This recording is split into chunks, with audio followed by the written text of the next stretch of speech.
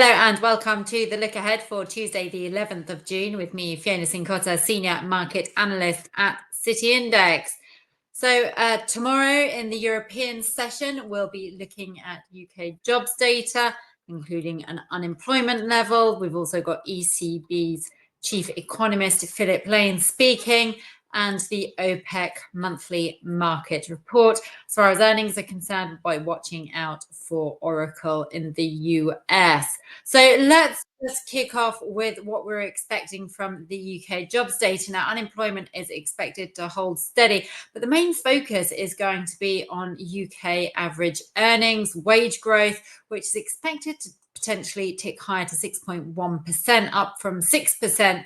Now, let's not forget that this will include that 10% minimum wage increase in April. Now, obviously, if wage pressure and wage growth remains strong, that's going to make it quite difficult for the Bank of England to be able to press ahead with interest rate cuts this summer. So if we do get some stronger than expected data, that could give the pound a boost. Now, here we're just looking at the pound versus the US dollar. Obviously, we need to keep in mind what's been going on with the US dollar in this equation, and we've seen some US dollar strength following that Federal Reserve, following the US non-farm payroll report on Friday, which was stronger than expected and resulted in the market pushing back on Federal Reserve rate cut expectations ahead of this week's FOMC meeting and the US inflation report as well. So we can see that steep engulfing bearish candle, which was the sell-off on Friday. Now the pound has held on to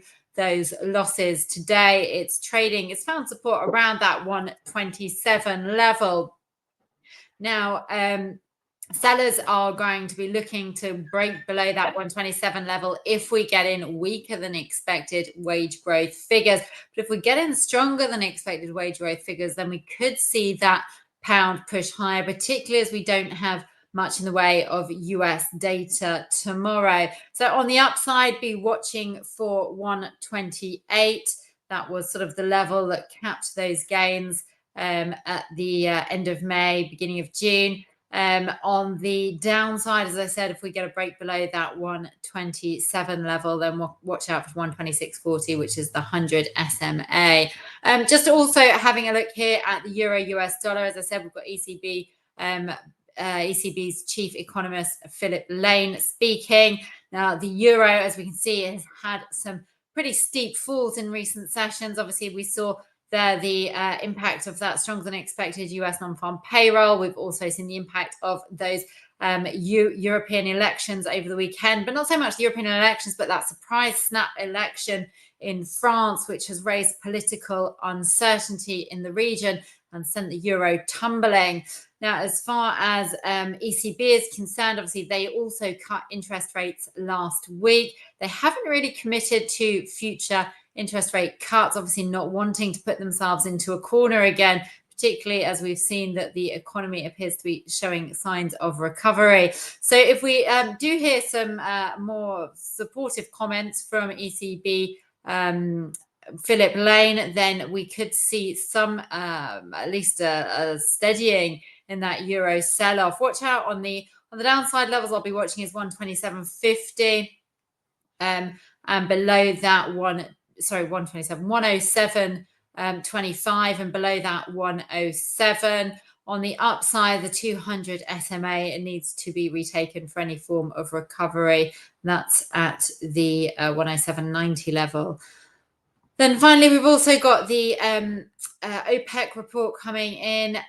This OPEC report is, sorry, just bear with me whilst I put the right chart there. So the OPEC report is we'll be looking at the demand outlook. Comes after OPEC said that they are going to potentially wind back supply cuts later this year, which initially sent oil much lower. Then we saw a recovery in the oil price on optimism surrounding the outlook for the US economy. That's really stalled at the moment. just as until we get sort of further guidance from the FOMC later this week. But if we get an upbeat demand report from OPEC Plus, then we could see oil prices push higher. On the upside, I'll be looking for the it's testing resistance at the moment at 77. A rise above there could bring the 200 SMA just below 80 into focus. On the downside, supports in at 75, the round number. If we get concerns over the demand outlook from OPEC, then we could see that tested below there, bringing the 73 level in, which was the June low. So I do hope that you like what you've seen. And if you do, then please do give this video a like. And for more videos like this, then please do subscribe.